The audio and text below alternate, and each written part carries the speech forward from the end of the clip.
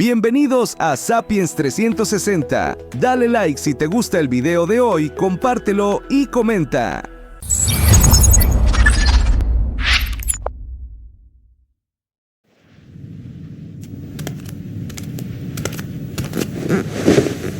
Papá, buenas noches.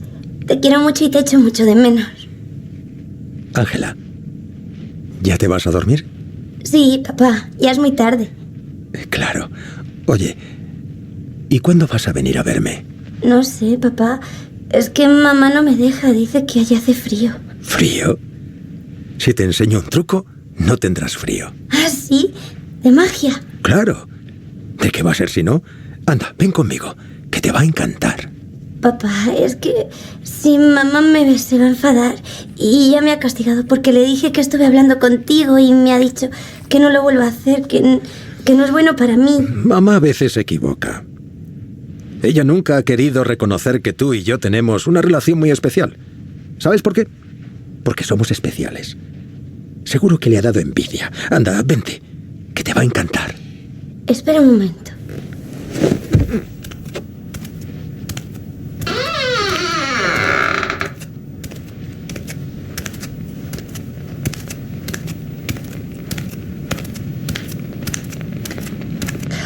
Parece que se ha dormido. No la oigo. Pues venga, vamos. Papá, ¿a dónde vamos? No tengo abrigo. No te preocupes, que no vas a salir de casa. Mira, aquí nos quedamos en el salón, que todavía está la chimenea encendida y hace calorcito. ¿Te parece? Bueno, ¿y qué truco vas a hacer? Te va a encantar. Pero tienes que hacer lo que yo te diga, porque si no lo hacemos bien, no saldrá. Y solo hay una oportunidad. Anda, súbete a la escalera. Papá, ¿aquí estoy bien o voy más arriba? Ahí está bien. Y ahora, ¿ves esa cuerda que cuelga de la viga de madera? Pues es un collar. Un collar que cuando se aprieta te hace viajar muy rápido al lugar donde quieres ir. ¿También dónde estás tú, papá? Sí, hija. Está hecho para eso. Venga, ponte la cuerda alrededor del cuello. Y cuando cuente 3, das un salto adelante. Papá, la cuerda pica. No te preocupes, que va a ser un momento. Venga, 1, Papá, pica. 2 Papá. y...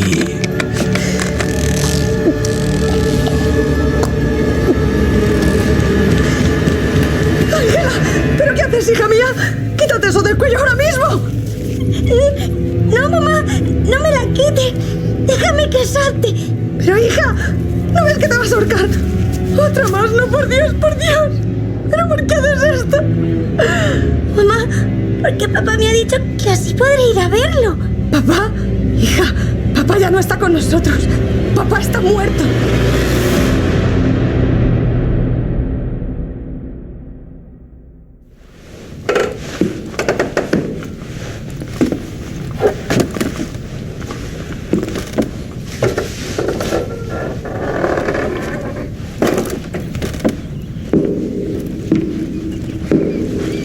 Hemos iniciado el original de hoy con una historia que con otras voces, en otro tiempo y con otro ambiente, tuvo que ocurrir más o menos como habéis escuchado.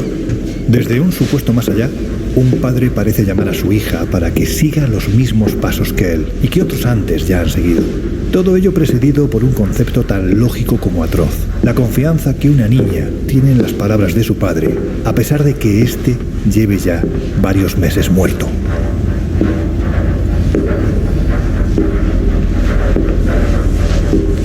Terrible, ¿verdad? Pues por aquí tuvo que ser. Más terrible aún es pensar que en el caso de la chiquilla, la madre llegó a tiempo. Pero en los 14 anteriores no fue así. De ahí el nombre del cortijo en el que nos encontramos. El cortijo de los 14. Porque fueron 14 los que, uno detrás de otro, y con un margen de apenas meses, se fueron colgando, caída la madrugada, de la soga que permanecía atada a la misma viga. ¿Y sabéis lo terrible? Que la única superviviente a este sinsentido desveló el porqué del mismo.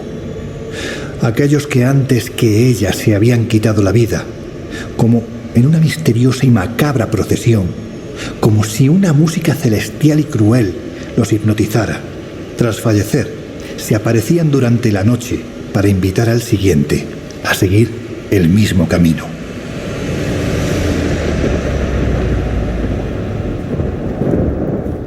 Ahora os seguiré contando. Antes, salgamos al exterior.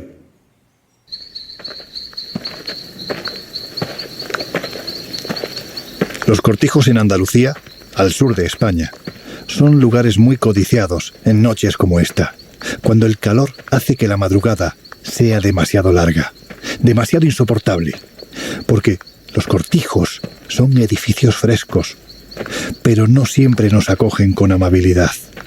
Mirad, mientras caminamos hacia nuestro nuevo destino, os voy a contar una historia que, siendo muy niño, se me quedó grabada a fuego, porque su protagonista, precisamente, era el encargado de azuzar las lumbres del infierno. Cuentan que no muy lejos de aquí, en una de las sierras más bellas y abruptas de España, la Sierra de Cazorla, hay un cortijo con un curioso nombre, porque lo llaman el Cortijo de las Ánimas. Y cuentan que allí, a principios del siglo XX, ocurrió algo que todavía hoy se susurra, porque hay miedo a contarlo, especialmente en los lugares donde sucedió. A este lugar subía cada día un pastor con un pequeño rebaño. Se llamaba Manuel Requena, un hombre que jamás pisó el colegio, pero que conocía a la perfección cada rincón de estas montañas y el comportamiento de la naturaleza. Por eso, cuando en lo alto, junto a las ánimas, vio que la nube se hacía negra, supo que había llegado el momento de empezar a bajar. Esperar el paso de una tormenta en alta montaña era poco menos que un suicidio. Sultán, el gran pastor alemán que lo acompañaba cada día desde hacía 4 años, entendió el gesto de su amo y comenzó a arremolinar a las ovejas. Iniciaron el descenso, no sin antes echar un vistazo atrás para confirmar que lo que venía no era nada bueno. Así, minutos después, aceleraban el paso por el estrecho sendero, hasta que algo ocurrió, algo que hizo que Manuel frenara sus pasos en seco. A lo lejos, junto al cortijo, se oía el lastimero balido de una oveja que se había quedado atrás. Manuel se secó la frente. Había empezado a llover. De nuevo, el viento trajo el balido trágico de un animal que, sin duda alguna, estaba sufriendo lo indecible. Debía de haberse roto alguna pata. ¿Qué hacer?, pensó Manuel. Si marchaba, no solo perdía una cabeza, y eso en estos tiempos era sinónimo de penurias.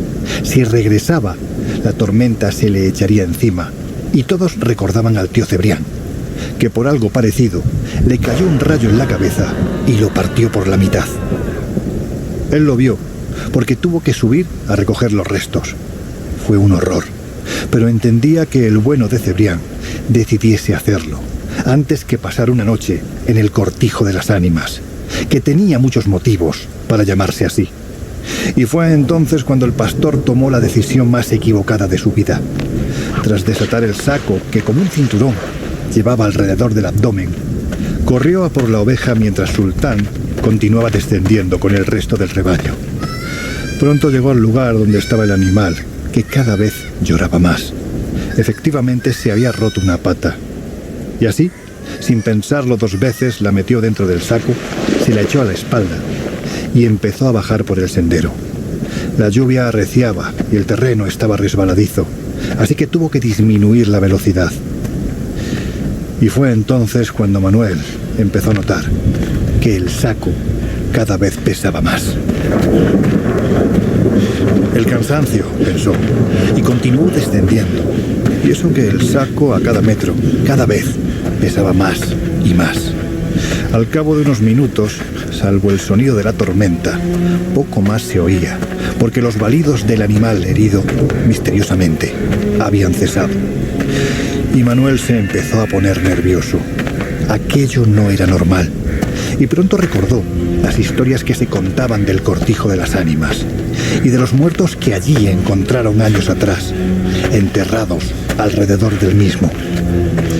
Tuvo que caer una tormenta tan fuerte que levantó la tierra y salieron los restos. Decían desde entonces que el lugar estaba endemoniado. Con estos pensamientos, el pastor paró debajo de un cedro. El agua caía con fuerza, así que en silencio decidió soltar el saco.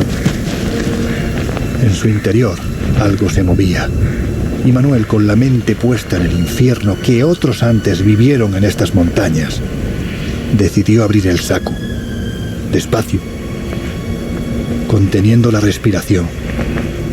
Los segundos se hicieron eternos, hasta que logró abrirlo, y allí, en mitad de la oscuridad, observó dos ascuas encendidas. Eran los ojos de un macho cabrío que de forma violenta asomó la cabeza, mientras retumbaba el trueno, y el pastor escuchaba con voz gutural: Pedro Requena. Cuentan las crónicas que Manuel Requena, el pastor que tuvo un encuentro con el diablo, fue encontrado horas después moribundo, pero con hálito suficiente como para narrar la historia que os acabo de contar. Pues bien, esta historia, que parece más propia de una leyenda, queda muy lejos de lo que ocurrió en los lugares a los que ahora nos encaminamos. Porque ya se sabe que en la mayoría de las veces la realidad supera con creces a la ficción.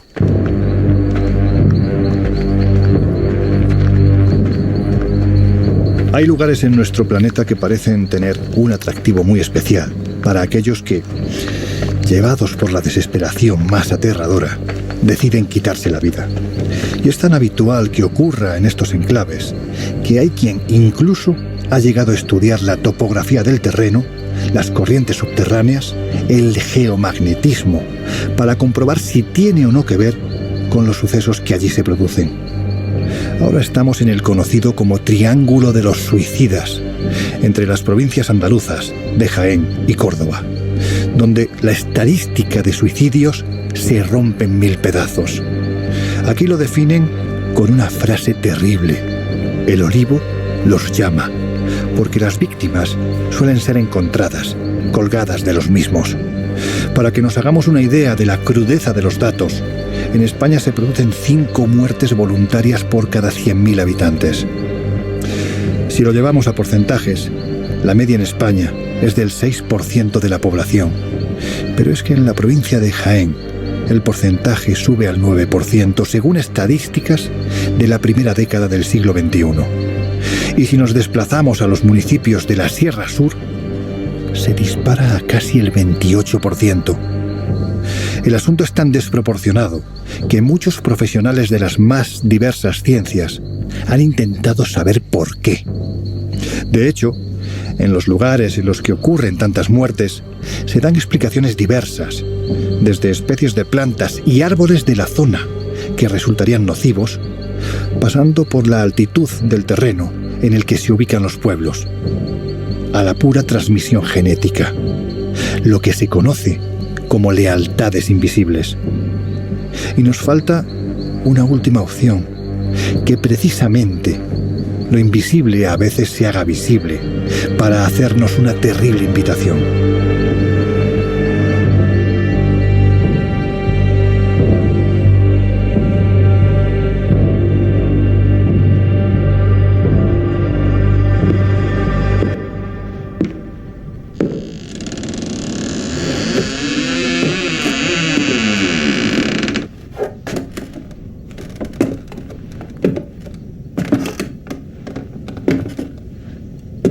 Bueno, pues ya estamos otra vez dentro. La verdad es que es más agradable el frescor del interior, aunque se tenga la sensación constante de que algo nos está amenazando. Vaya, una caja de madera. Me va a venir bien para contaros alguna cosa más. La verdad es que hoy en día el cortijo está casi en ruinas, y quizás por ello la atmósfera es más pesada. Quizás por ello resulta más siniestro, y la verdad es más incómodo estar aquí. En fin, vamos a intentarlo, aunque la historia ya os aseguro que no es agradable. ¿Qué ha sido eso? Ya empezamos. Anda, eres tú. Ven, así no estaré solo. Ahora tápate los oídos. os voy a contar alguna cosa más acerca de las extrañas muertes que se producen en esta tierra y de quienes parecen inducirlas. Y para eso me he traído este libro del investigador cordobés Paco Bermúdez. Se titula El Triángulo de la Muerte y en el mismo aparece un personaje muy curioso, el enterrador de la localidad de Priego de Córdoba, Antonio Jiménez. Fijaos, lo que le contaba a este buen investigador era lo siguiente. Hay un triángulo maldito en esta zona, está claro. Eso lo llevo oyendo desde que era un niño y ahora tengo 61 años. No sé por qué será, pero está claro que algo raro pasa. Hace unos años yo también estuve a punto de hacerlo. Me metí llorando dentro de un nicho con una escopeta. Gracias a Dios ya pasó todo. Yo entierro todos los años a unas 10 personas que se han colgado o se han pegado un tiro. Sin ir más lejos, la semana pasada enterré al último, un viejo que se colgó. Pero no son solo viejos los que se cuelgan. También lo hacen personas de 30 años. Y hombres, igual que mujeres. Y es que el enterrador de Priego tiene historias como la que vais a escuchar a continuación, que perfectamente podrían formar parte del guión de una película de terror. Después os sigo contando.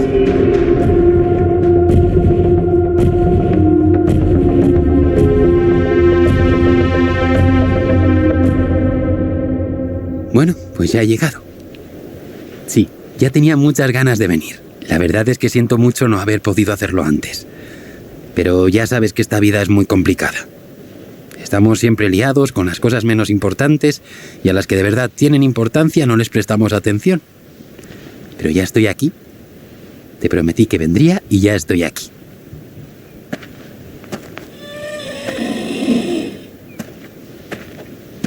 ¿Has visto? Te he traído unas flores, de las que a ti te gustan. Son margaritas. Pero también te he traído crisantemos. Sí, ya sé que es una flor muy de este lugar, pero es que combinan muy bien. A ver... Sí, estás por ahí. Pasillo 4. Ahí estás. Hola. ¿Ves? Ya estoy aquí. He tardado un poco, pero he cumplido mi promesa. Ahora voy a preparar todo, como te prometí. Oiga, no se pueden poner cosas encima de las tumbas. Hace una semana ha llovido mucho y puede ceder. El alcalde nos ha dicho que no pongamos ni flores. Sí, no se preocupe. Solo he venido a dejar unas flores. Ya. Pero no las deje encima, está prohibido. ¿Será posible? ¡Qué pesada! No te preocupes que enseguida termino con esto. No voy a permitir que nadie estropee nuestro momento. ¿Dice usted algo? Lleva ahí un rato hablando solo. Sí, ya le he dicho que no se preocupe. He venido para estar con mis difuntos. Haga usted lo que quiera, pero no ponga nada encima. A ver si ahora nos deja tranquilos. Déjame que me asome... Sí, ya se ha ido. Venga, voy a doblar la chaqueta. Así podré posar mi cabeza junto a la tuya. Despacio.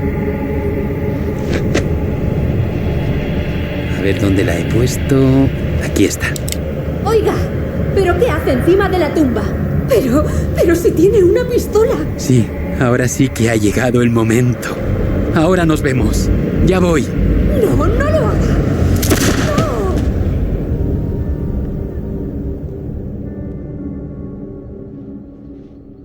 Pues eso, que como siempre os digo, la realidad supera con creces a la ficción, por muy dura que aparentemente sea. Esta historia que acabáis de escuchar ocurrió. Así la relató el enterrador de la localidad de Priego de Córdoba, Antonio Jiménez, al investigador cordobés Paco Bermúdez. Un hombre que debe de tener historias similares como para escribir un libro. Un libro oscuro, pero libro al fin y al cabo. Y siempre coincide en lo mismo. Algo o alguien llama a los futuros difuntos. Algo que los invita desde el más allá para que vayan hacia allí.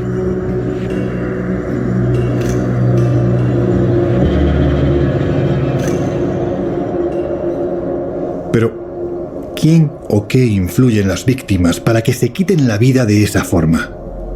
Aquí parecen tenerlo claro. En las cortijadas de la Carrasca y la Lastra hablan del hombre de las uñas.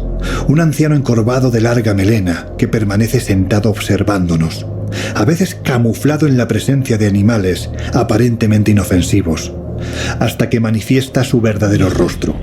Y entonces, mejor no estar cerca. Vaya, te vas.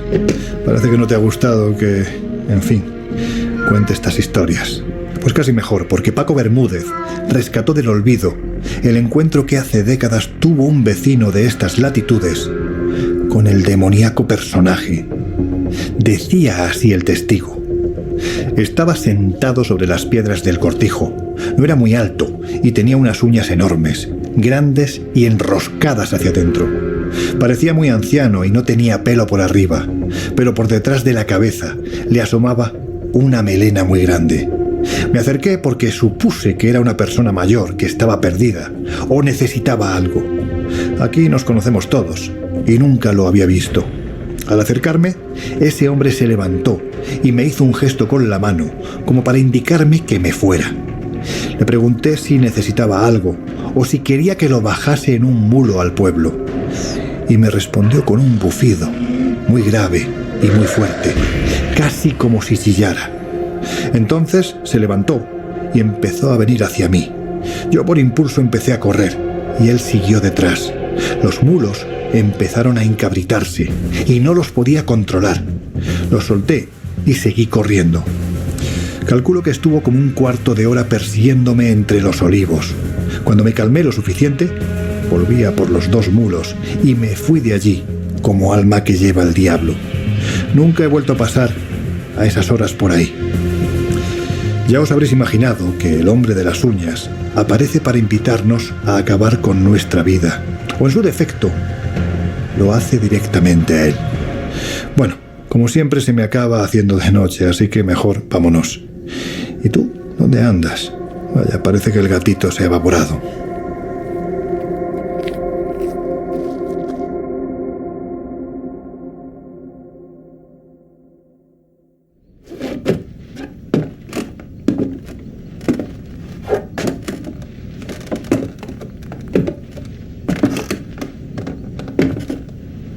¡Hasta la próxima!